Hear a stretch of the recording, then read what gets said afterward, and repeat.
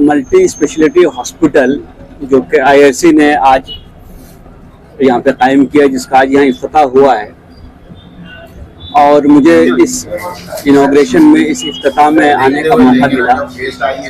IRC के जो activities हैं उसको देखने का मौका मिला, इस हॉस्पिटल को देखने का मौका मिला, जिन इलाकों में आईआरसी काम कर रही है उन इलाकों में जाने का मौका मिला। तो इन तमाम चीज़ों को देख करके जो एक नाउमीदी की फिजा अक्सर जहन पे कायम होती है कि इस मुल्क में वो तबका जो बहुत ज़्यादा वेल ऑफ नहीं है, बहुत प्रिविलेज नहीं है, जो बहुत अच्छी किस्मत नहीं रखता है, क्या उसके लिए कोई होप है? क्या उसके लिए कोई उम्मीद है? क्या ऐसे लोगों का भी कोई सहारा या वाली है? ये सवाल अक्सर जहन में आते रहता था। और आज जब मैंने इन एक्टिविटीज़ को छत्रपति संभाजी नगर उर्फ औरंगाबाद या इस जगह पे आके देखा है तो मुझे एक खुशी का एहसास हो रहा है, एक उम्मीद मेरे जहन में बन रही है। हमने पढ़ा था कि हल जज़ाउल एहसान इल्लल एहसान सूरह रहमान में, बेशक अच्छाई का बदला अच्छाई है। ये आखिरत के ताल्लुक से सही है ही, लेकिन मुझे लगता है कि दुनिया के ताल्लुक से भी ये बात कही जा सकती है। एक छोटे से सेटअप से खड़ा करके, वहाँ से शुरू करके आज इतने बड़े सेटअप तक पहुँचना, ये तन्हा आईआरसी का काम नहीं हो सकता है जब तक कि आपकी दुआएं, आपकी मेहनत, आपकी मोहब्बत और आपका ताउन इनको ना मिले। अपने लिए सब लोग जीते हैं, जीना भी चाहिए, लेकिन अपने से बाहर बियॉन्ड सेल्फ क्या हम देखते हैं, देख पाते हैं? कभी हमने दूसरे के लिए सोचा है? इस्लाम में ये कहा जाता है कि एहसान ये है कि आपके साथ जो कोई भलाई या खैर खाई करे, आप उससे बढ़कर भलाई या खैर खाई उसके साथ करें। वल अम्र बिल अद्ल वल एहसान व इताज़िल कुर्बा। एहसान बुनियादी अखलाकियात, समाजी अखलाकियात जिसको हम कहते हैं, हमारा जो सोशल डिस्कोर्स है, जो सोशल आइडियल है, उसमें ये एक बहुत बड़ी चीज़ है। हम अच्छाई की तरफ बुलाने वाले लोग बने, दुनिया में मानी हुई अच्छाइयाँ, हम इंसाफ करें, जस्टिस करें, हम भलाई का रवैया रखें। ये भलाई का रवैया क्या है? ये भलाई का रवैया ये है कि लोग मेरे साथ जो भी करते हैं, हर हाल में मेरा रवैया उनके साथ खैर खाई का ही होगा, अच्छाई ही का होगा, उनकी बेहतरी के लिए ही होगा। तो ये खैर खाई का रवैया ज़ाती ज़िंदगी में हो तो आप एक अच्छा ख़ानदान बनाते हैं, बना पाते हैं। समाज में हो तो एक अच्छा समाज बन पाता है, और इंसानियत के लिए हो जिसमें कोई तफरीक नहीं हो, मज़हब की, मिल्लत की, सेक्स की, जेंडर की, इलाके की, तहजीब की, ज़ुबान की। तो मुझे लगता है कि सच्ची खिदमत कौम की, मुल्क की और समाज की यही हो सकती है। मैं समझता हूँ कि नशा एक ऐसी लानत है जो सिर्फ औरंगाबाद में नहीं बल्कि हर बड़े शहर में, बड़े के अब तो छोटे शहरों तक फैल रहा है, और इसकी कुछ बुनियादी वजह हैं। एक तो बच्चों की तरबियत पे हमारा ध्यान नहीं होना। हम सब काम करते हैं, काम के हवाले से बाहर रहते हैं, माँ बाप दोनों काम कर रहे हैं, बच्चों पे तवज्जो कम होती है, और जब तवज्जो होती है तो पैसों की सूरत में हो जाती है और एक बहुत ज़्यादा आज़ादी की सूरत में होती है। तो आपके अपने बच्चों पे तवज्जो नहीं होने की वजह से उसके अंदर जो एक तन्हाई है, उसके अंदर जो एक नॉन बिलोंगिंग का एहसास है, वो फिर एक ऐसे पीयर ग्रुप से, ऐसे दोस्तों के सोबत में पूरी होती है जिनकी कोई संगत अच्छी नहीं है। आज ओवर द काउंटर की जो चीज़ें हैं वो नशे के तौर पे इस्तेमाल होती हैं, फिर उससे आगे जाकर ड्रग्स और बाकी चीज़ें इस्तेमाल होती हैं। तो मुझे लगता है कि इसमें बहुत बड़ी ज़रूरत तो खुद ख़ानदान की है। इसके अलावा इसमें काउंसलिंग की ज़रूरत है। ये कोई एक मर्ज़ है, और मर्ज़ का जैसे इलाज होता है वैसे इसका इलाज है। आप काउंसलिंग कीजिए, मोहब्बत कीजिए, डी एडिक्शन की कोशिश कीजिए। मुझे लगता है कि डिपार्टमेंट के तौर पे हम लोग कोशिश ये करते हैं कि ओवर द काउंटर जो चीज़ें होती हैं वो चीज़ें जो रूल है, रूल के हिसाब से मिलें। लेकिन समाज में नशे की चीज़ें फरोख्त करने वाले और नशा खरीदने वाले, इनकी एक कसीर तादाद होती जा रही है। तो समाज को अपने तौर पे एक बेहतरी का रवैया इख्तियार करना ज़रूरी है। कोई भी आदमी जो नशे का आदी हो चुका है, उसके साथ सख्ती करके आप उससे वो आदत नहीं छुड़वा सकते हैं। उसके साथ मोहब्बत से पेश आकर, उसको समझा कर, उसको उस आदत को छोड़ने में मदद देकर ही हम वो आदत छुड़वा सकते हैं। और नशे का कोई आदमी अगर एडिक्ट हो जाए तो कोई बुरा आदमी नहीं होता है। हो सकता है उसके मसाइल ऐसे हों, उसके हालात ऐसे हों, जिसकी वजह से उसको एक सपोर्ट के तौर पे उस चीज़ को भूलने के लिए उस जगह पे जा रहा हो।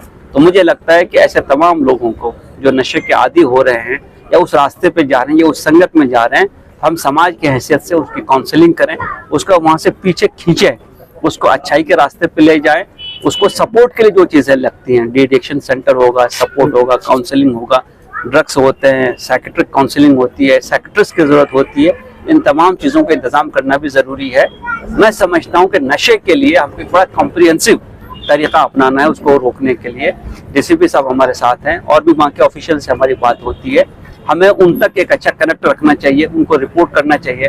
कॉलेजेस और स्कूल जिनके बाहर ऐसी चीज़ें हो रही हैं उसके हवाले से भी खबर देते रहना चाहिए। केमिस्ट और ड्रगिस्ट जो हैं, जिनके दुकानों से बहुत सारी चीज़ें मिलती हैं, उनको जो ड्रग्स एक्ट है उसके तहत और ख़ुद ड्रग इंस्पेक्टर और जो डिपार्टमेंट है उनके ज़रिए भी एक अवेयरनेस करना ज़रूरी है। हम बहुत जल्दी पैसा कमाने के चक्कर में नशे की चीज़ों को फ़रोख्त करते हैं, तो एक उस पर भी एक बंदिश आनी ज़रूरी है।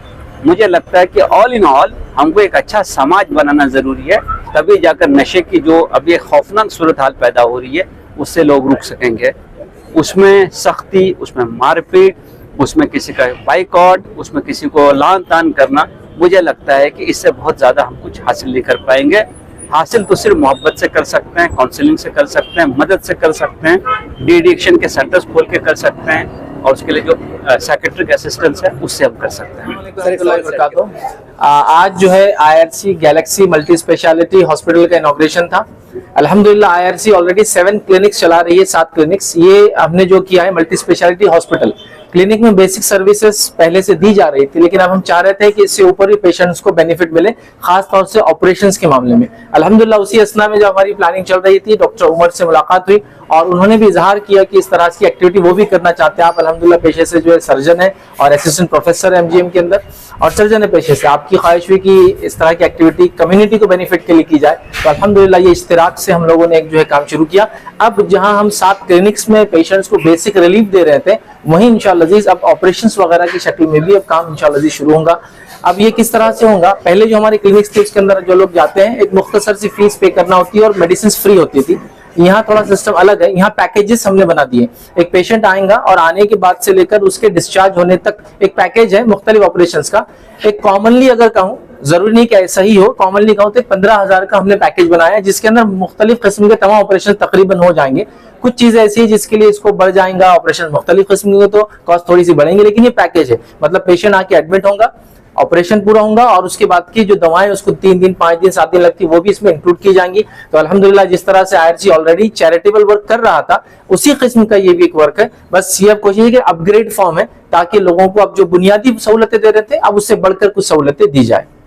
जिस तरीके से गवर्नमेंट की तरफ से जो योजनाएं मिलती है, ऑपरेशन हो, बड़ी बड़ी जो बीमारियां उसके लिए दी जाती है, आपके हॉस्पिटल में इस तरीके का रहेगा योजना का सिस्टम? देखिए अभी फिल वक्त तो हम लोगों के पास योजना का सिस्टम तो नहीं है, लेकिन अभी कोशिश की जाएगी वो पेशेंट्स, क्योंकि अभी आईसीयू भी नहीं है हमारे पास, वो पेशेंट जिनको उस चीज की जरूरत है हम उनको दूसरे हॉस्पिटल में अपने तरफ से वो करेंगे, कोशिश ट्रांसफर करेंगे और वहां उनको ऑपरेट करेंगे।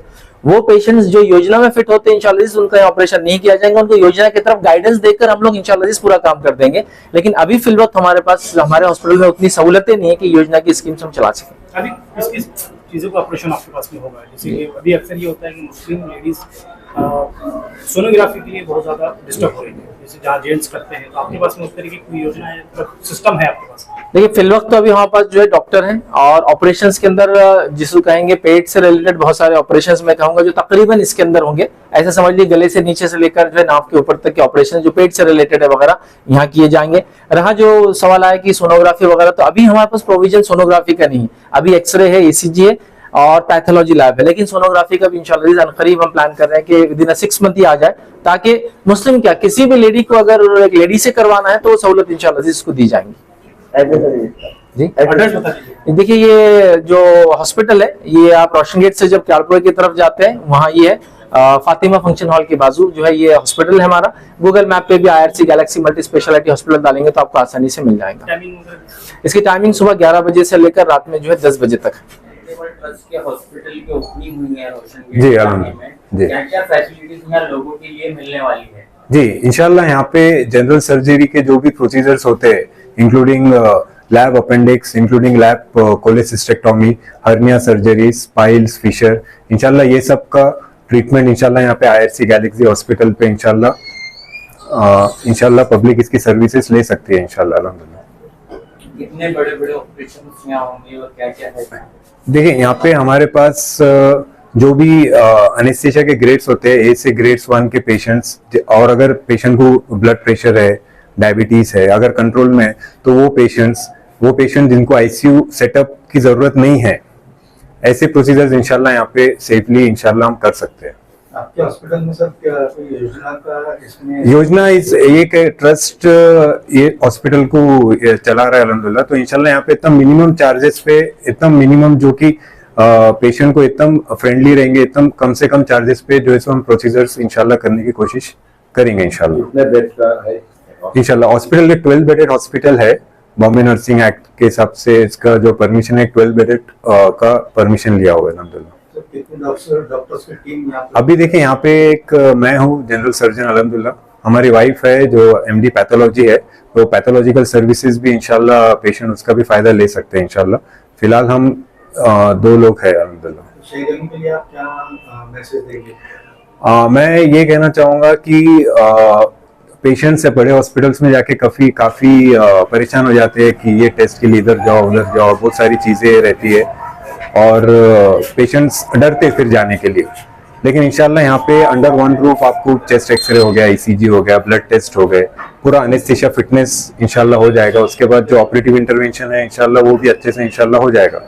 तो टाइमिंग हॉस्पिटल 24/7 रहेगा। अगर कोई इमरजेंसी जैसे अपेंडिसेक्टोमी ज्यादा करके परफोरेटेड अपेंडिक्स है, ऑब्स्ट्रक्टेड हर्निया है या ऐसा कुछ एब्सेस है जो कि इमरजेंसी है, तो इंशाल्लाह उनको इमरजेंसी सर्विसेज भी पेशेंट को हम देंगे इंशाल्लाह। सर आजकल सस्ती और महंगी दवा का एक रिवाज चल पड़ा है। जी इसके बारे में आप बताएंगे? जी जेनरिक मेडिसिन और ब्रांडेड मेडिसिन में काफी डिफरेंस होता है और हम लोग मैं एज अ डॉक्टर सर्जन कभी भी जेनरिक मेडिसिन प्रमोट नहीं करता हूँ, क्योंकि मैं अक्सर हॉस्पिटल्स में देख रहा हूँ कि पेशेंट्स बहुत टाइम से ट्रीटमेंट ले रहे हैं और जो है सो एकदम से उनका क्रिएटिनिन रेज हो रहा है, समझ में नहीं आ रहा है क्या रीजन है। तो ऐसी क्रॉस रेट्रो स्टडी के तो रियलाइज हो रहा है कि पेशेंट काफी टाइम से जेनरिक मेडिसिन यूज कर रहा है।